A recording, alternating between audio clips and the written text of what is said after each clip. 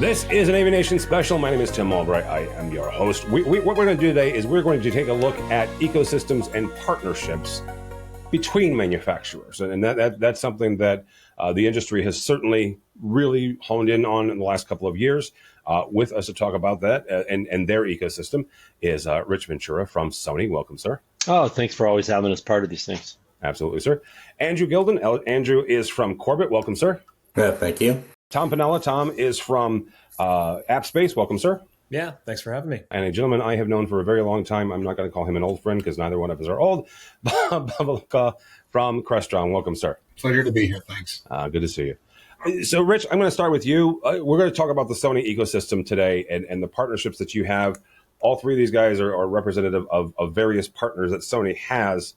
But when you look at it and you hear the phrase ecosystem or ecosystem partner or ecosystem integration, what does that mean to Sony? So, it's interesting when it's hard to believe it's been almost 5.5 years now since I came over. Yep. And during that time, when I first started, one of the first things I looked at is we can't do all this by ourselves. There's so much lifting you have to do in the industry. And really, any manufacturer who says we can do everything ourselves is really not looking in the mirror.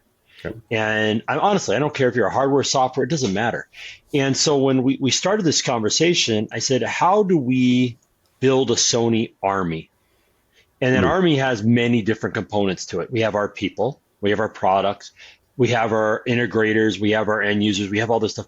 But we also, who are those partners that we really can do good things together with? And to be able to sit down and talk to a customer and say, what are your pain points? What are you trying to solve? What are you trying to overcome? What are those challenges? And then to be able to say, you know what, I've got the perfect partner for you, or partners in some cases, that is going to help you. Because we can't do it alone, and I'm never going to say we can. So to me, the ecosystem, the alliances, all the different words you can call it, are all about how we make the industry better, how we make the solutions better, how we make each other better as manufacturers. How do we make it so that our customers can solve their pain points, our integrators can solve our customers' pain points, and really move the industry forward?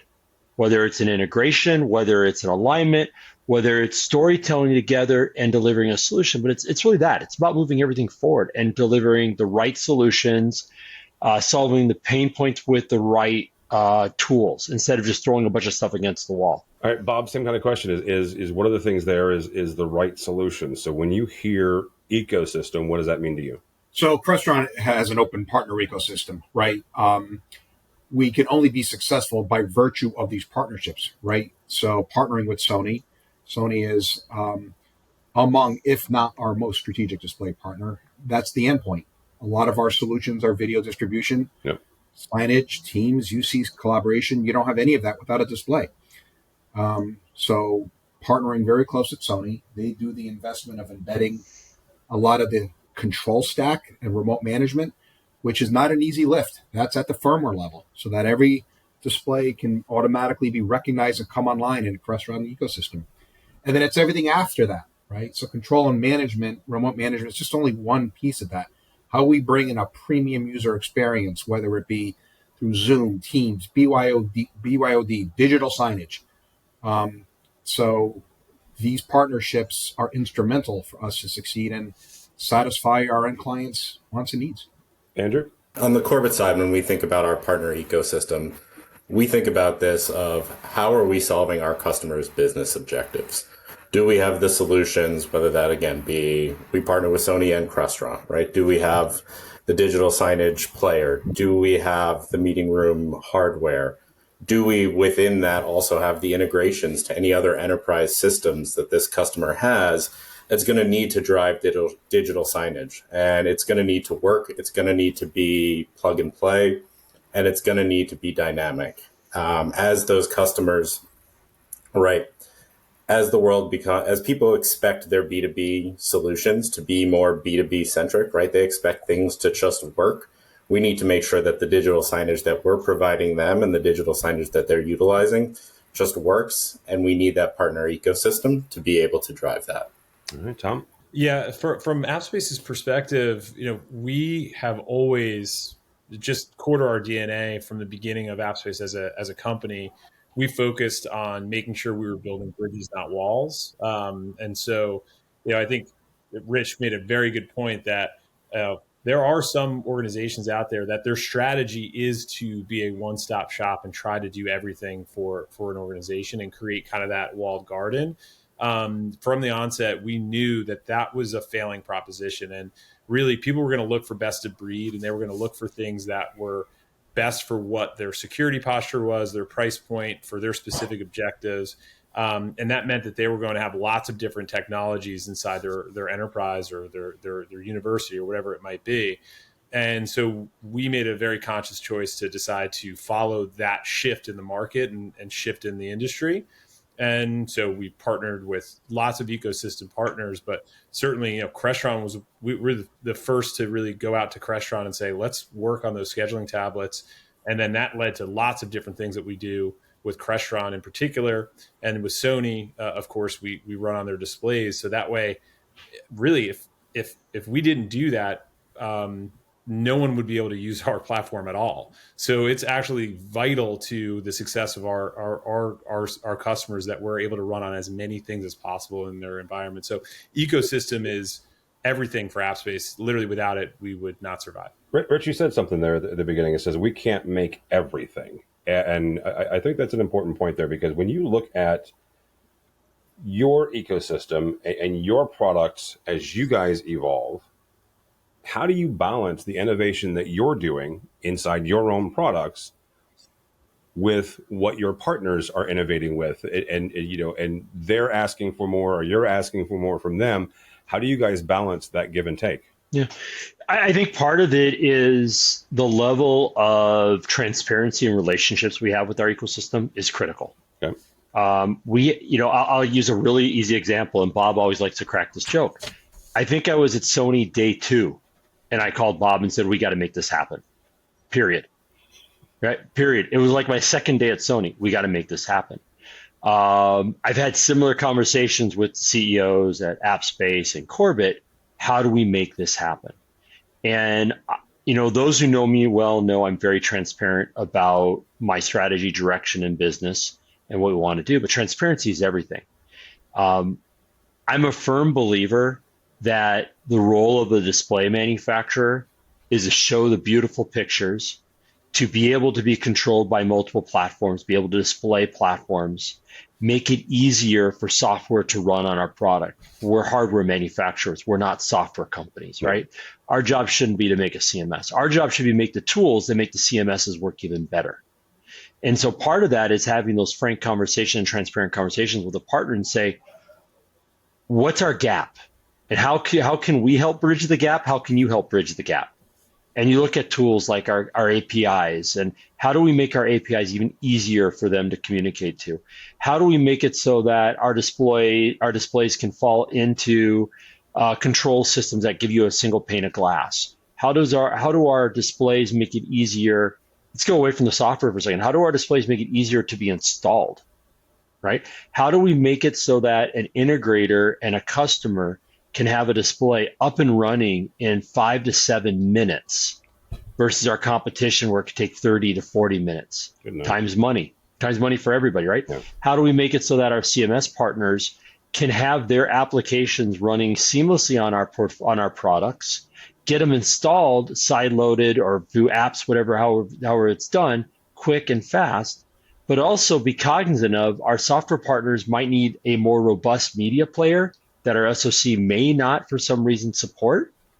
How do we support that? How do we make sure if they need AI tools, if they've got an AI engine, how do we make sure that our display can support the AI analytics engine while maybe they run their CMS separately? That's what it's all about, right? Is really having those frank conversations. I think every partner I've heard it from has been very happy with the way that we've approached it, and not saying, hey, we're going to build this and you got to build around us, because that's being a little arrogant, in my opinion.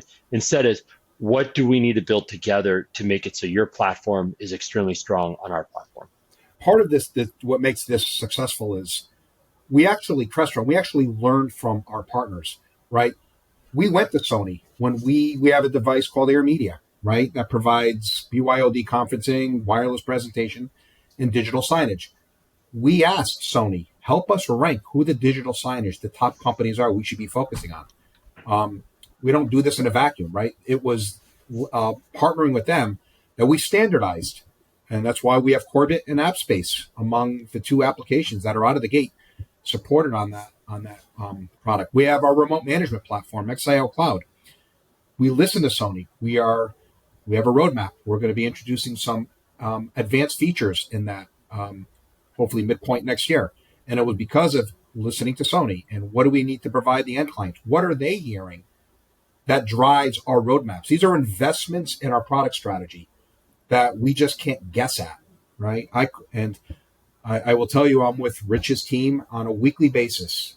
Our engineers are talking on a weekly basis about what to deliver, how to deliver it, and all that. So same thing with Andrew and Tom. Their teams are constantly, our product engineers for Air Media are constantly on the phone with them. Our scheduling platforms, we're constantly making sure we've got the right APIs or access in place and that we're prioritizing who we go to market with. Because we know our end clients want these brands. They want these integrations. I think, one of the things too is, Tim, back to what you're asking about, like, where do you draw the line as far as wanting to do as much as you can for your customers because they're asking you for it, but then also knowing when to stop and say, that's just not our core competency. And we're not going to force you to do something where there's better options out there. And I think that comes down to knowing what it is, what's your vision and your mission as an organization. That's the stuff that you focus on and you make really, really well. And you do it better than anyone else or as best you can, right?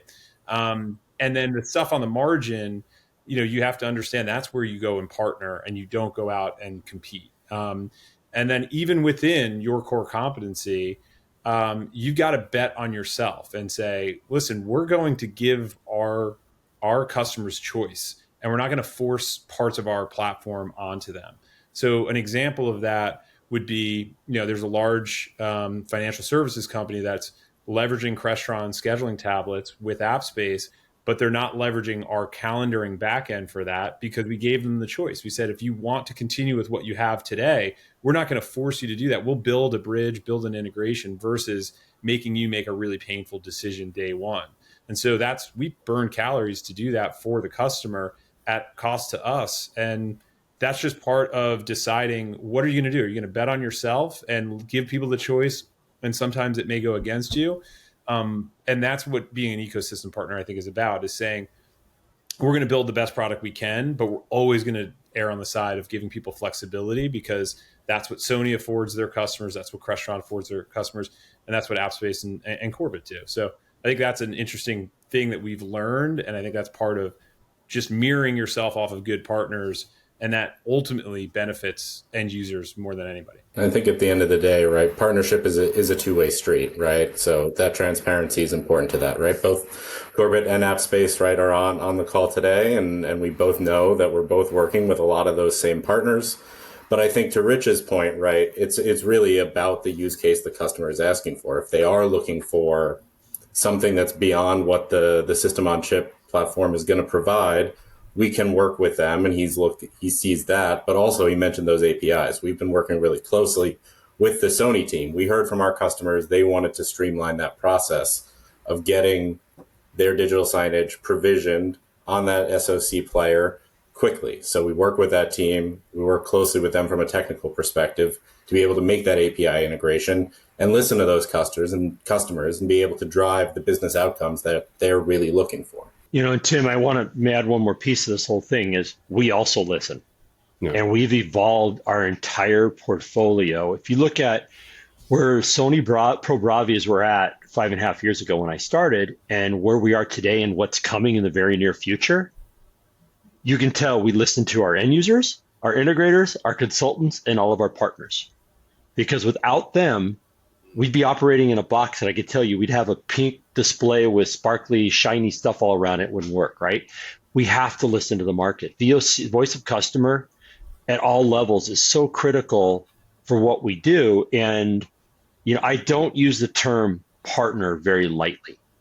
Partners mean blood to me. That means there are companies that I'm going to stand up in front of a customer and tell them, this is who we recommend this, and this is why. And this is how it's going to solve your pain point. And by the way, if you pull that out of the equation, this solution doesn't work anymore. Yeah. And you're going to have to go back and figure it out. And that's really critical. And that's where it's so important. When you see companies working closely, I don't care who they are. When you see companies working closely, we're doing it so that we can deliver the best solutions out there for the customers. And it's based on the needs and the pain points our customers present to us all. That's really awesome. Several of you talked about listening and the connections, and not just the voice of the customer feedback, but also feedback from each other. One thing that not just AI, but also analyzing use cases and the way customers are using their own spaces as well as your gear and your software. What role do you see data and data analytics playing in providing even more customer feedback that's, let's be frank, isn't biased, right? Data is data. So, Tom, we'll start with you. Where are we at with leveraging some of that honest to God, real data feedback in providing even more value to these partnerships? Well, I'll look at it from the end user perspective out. So at AppSpace, we collect billions of data points about how people interact with content, interact with communications, interact with the workplace. And that data is going to be more and more meaningful with AI. And so I do think that there is a really clear kind of focus from us about how do we put that data to work on behalf of the end user, as opposed to putting it the onus on the end user to kind of make sense of it. And so one of the things that's going to be really interesting is organizations that like AppSpace and others that are capturing data points about the customer's use of a product or engagement with a product. How can they take that data and basically anonymize it so there's no issues with identity, and then use that for benchmarking? So I think it's interesting. I think a lot of our end users come to us and say we want to get more out of what we're paying AppSpace for, right? We think that there's more to unlock and get more value. How can we do that? Obviously, we have an army of people that are doing that every day with our customers. But if we could point to actual data and saying, relative to companies that look like you in this industry, you actually are underperforming in these certain areas, and you could be driving more engagement if you did these things, or you could have a more efficient workplace if you did X, Y, and Z. That's absolutely going to be a reality. Like that is happening as we're talking right now. So I think taking data and using it for benchmarking is going to be really, really important. And I think that's something that's going to start happening very soon, and will change the paradigm of how all of us on this call interact with our end users and make sure they're getting the most value out of our solutions. Rich, same question. Where are we at with making sure that you guys are able to see what the customers are actually doing with the various technologies as well as the hardware? So those who work closely with my team know we are data junkies. We use I don't know any manufacturers that, on the hardware side that use data the way we do.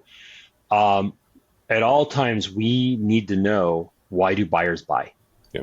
How do they use the product, right? And not just why end users buy, but why does a higher education university buy a 98-inch display, and how do they use it and all those stuff, right? So we have to understand those things. And so we dive down to, very similar to what Tom was saying, looking at use cases and things like that, but we dive down and understand by vertical market, by application, even regionality, believe it or not, because there are regions who use things a little differently. Yeah. We understand those things. So that allows us to, make sure, are we optimizing our technology the right way? Are we optimizing the future tech the right way? Are we working with the right partners that help us optimize our technology the right way? Are we conveying the right information? Are we delivering the right tools? All that stuff. And that's been something I'm very proud that we've been doing that since I started, because we really had to change the mentality of a display is a display is a display, and the mentality that people buy displays because of brightness and because of size. That's not the case. They buy it because it has to do this, this, this. These are the four most important jobs in a education for a display. do we meet those? If we don't, what do we need to do to fix that problem, right? So we use that information. The team the team in Tokyo collects ungodly amount of information from our sales organization and from our customers directly and our integrators on what they need. And we do work with a lot of key consultants who also pull that information for us as well. So we spend a lot of time understanding that so we can execute properly. Yeah, data is a huge part of Corbett's heritage, right? From a digital signage perspective, pulling data from different enterprise sources, visualizing that data, driving the content based upon data, and really driving that, whether that be in a retail bank, a contact center, or, in a workplace. But when you look at that as the workplace continues to evolve, right, especially over the last 5 years and even more so over the last 2 years, companies are trying to figure this out, and they're looking to us to be that trusted advisor and that guidance as to how they should be utilizing workplace solutions and communicating to their employees. So now it's about pulling in data from sensors to be able to give our customers context on what content is being engaged with, then helping them with AI and machine learning to say, okay, this is the content that's being engaged with based upon metadata, based upon algorithms. This is the type of content you should be using, and helping them push that to their employees or their customers or employees of their customers so that they can better utilize our platform. And then, to everybody's point, right? We all have so much data nowadays, right? It's really about our teams being able to take that data, analyze that data, and bring that back to our customer base and say, this is how you should be utilizing our platform. These are the best practices. This is what we recommend. I think more than ever, customers are really looking for us to be that trusted, looking for all of the people on this call to be that trusted advisor and guide them and be prescriptive and consultative, as opposed to saying, here are some features. These features are better than somebody else's features. You should go use them. They want to know, here's our platform, here's what we recommend, and here's how you use that platform with our partnerships to drive the business outcomes and the objectives that your executives, right, are looking for, whether that be top line revenue, reducing risk, or reducing cost. Bob, same kind of question. How is Crestron leveraging the data that you guys are getting and sharing that between partnerships? Okay, so I'm gonna answer the question on data. It's our remote management platform, our XIO cloud. We're obviously connected with all Crestron devices, third-party devices. We get intelligence as well, and we can know what displays are enabled with what with XIO cloud, which clients are paying a license to get that remote management capability, what signage applications are being selected within our Air Media appliance, for example, to run. So we can get that data. I want to back it up a little bit and say we're not the content providers, right? Crestron has this initiative. We're about our 3 C's: content, collaboration, and control, right? So we have solutions that hit those 3 buckets, right? On the content side, it would be our Air Media solution. We're trying to remove the complexity. I think Tom and Andrew had mentioned organizations are coming back in the office, right? They're going to need displays. They're going to need collaboration solutions.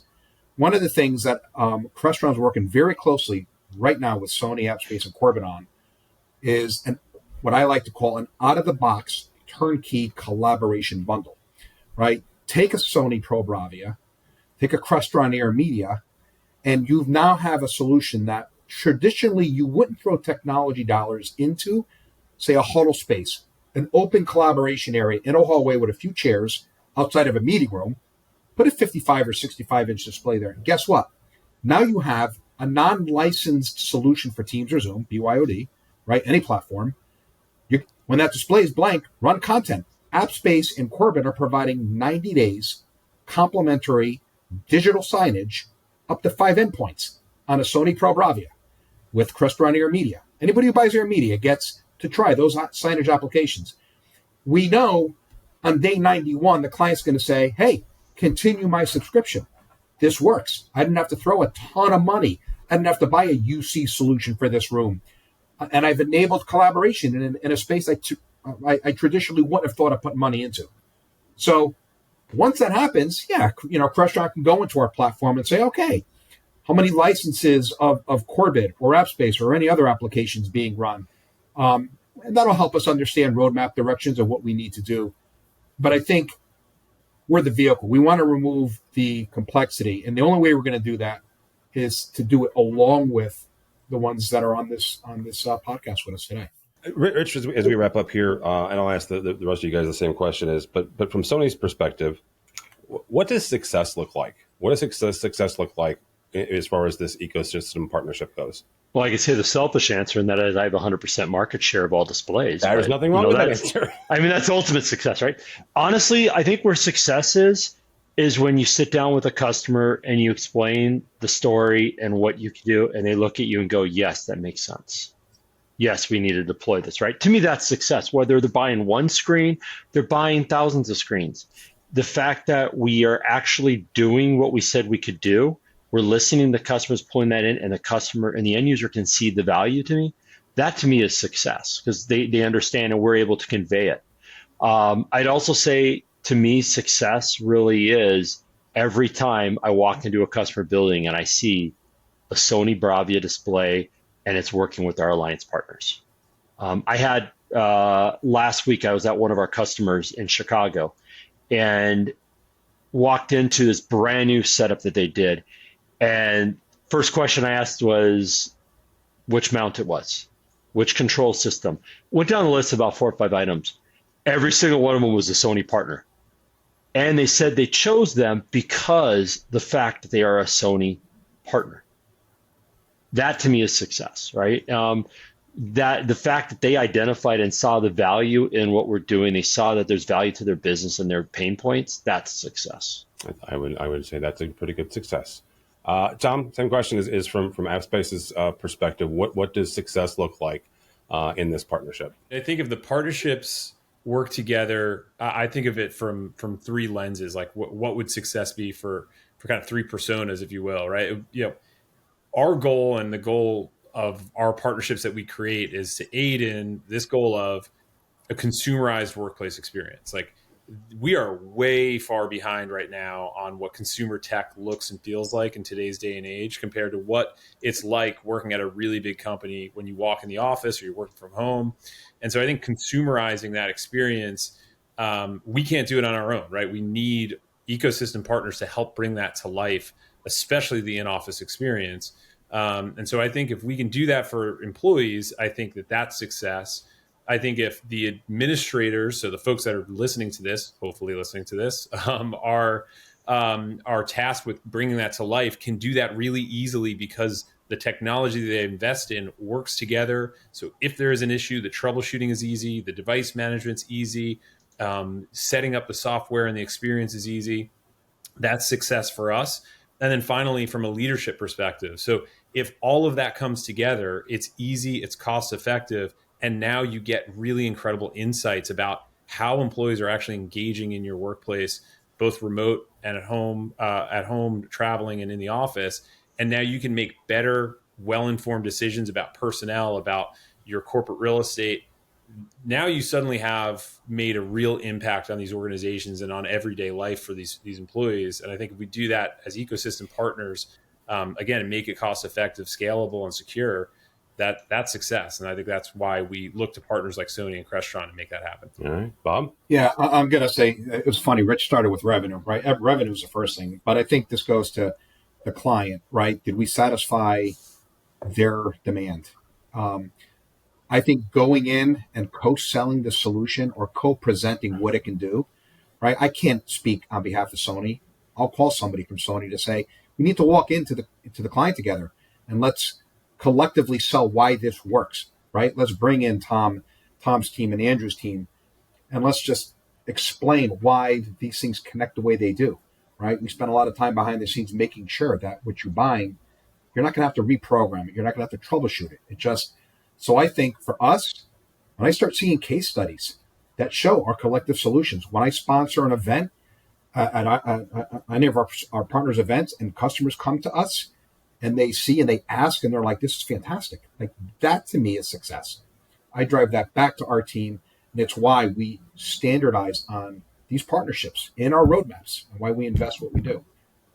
It's the end client. The end client is what drives the success. Otherwise, we don't have the revenue. All right. Andrew, you have the last word on this. What do you guys at Corbett? Would you just describe the success? From a partnership perspective, and as everybody mentioned, right, it's about the customer. But is the customer getting more value out of Corbett plus Sony plus Crestron than they were getting out of each one of us individually? By coming together as partners, are they getting more value out of the solution that they're buying and they're purchasing and they're putting their name behind to drive whatever executive initiative that they're looking to do? Then we have been successful as partners. And again, especially in this world where the workplace is just changing on an almost daily basis, can we help those organizations and can we lead the way with those organizations, right? Can we listen to our customers? Can we then go back to our partners? Can we then help them do things that they weren't thinking about? Help them drive a workplace that is more consumer centric and has the technology that, younger generations and newer workers are expecting to see in the workplace. If people are going to be asked to come back into the office, right, we need to provide them a differentiated office solution and a differentiated experience. Can we as partners provide that? Because we're not, as everybody has said, right, we're not going to be able to provide that on our own. We need to work together as partners to provide a differentiated office space for our customers, and bringing all these partners together and providing that 1 + 1 = 3 solution is really what we're looking for from a partnership perspective. All right, gentlemen, that'll be a great place to stop. Mr. Rich Ventura, how do people connect with you or Sony, sir? Easiest way to connect with Sony is Sony Pro. Just go to the Sony website and really connect with all of our people. I'm on LinkedIn, I'm on X and everywhere else, but our people are out there at events, and we have lots of road shows and opportunities to connect with Sony people. All right, very good. Bob, how do people connect with you at Crestron? Yeah, same way. I'm on LinkedIn, Bob Avalaco. Send me a private message if you want to know more about any of this. Obviously, Crestron.com, and go to our partner section. Look at the partnerships, and there's an inquiry form, and you can come in that way, and it'll land on my desk as well. Mm-hmm. Andrew? As with everyone, you can find me on LinkedIn, and for Corbett, just go to gocorbett.com. Mm-hmm. And Tom, last but not least, how do people connect with you or AppSpace? Yeah, you can find me on MySpace. No, I'm just kidding. Hey, you know what? I wouldn't put it past anybody. You never know. So yeah, you can find me on LinkedIn. I would follow AppSpace on LinkedIn. We have a really strong social media presence. Some of it is kind of goofy. Some of it is actually helpful. So I'd follow AppSpace on LinkedIn, and of course you can go to appspace.com. There's a joke there about MySpace, AIM, AOL Instant Messenger, ICQ, and all sorts of other ones. But let's not do that. For me, for Tim Albright, go by our website, AVNation.tv. That's AVNation.tv. You will find this program and a host of others, all that and more, at AVNation.tv. It's AVNation.tv. The network for the AV industry. What are you listening to? This is AV. This is AV Nation. This is AV Nation.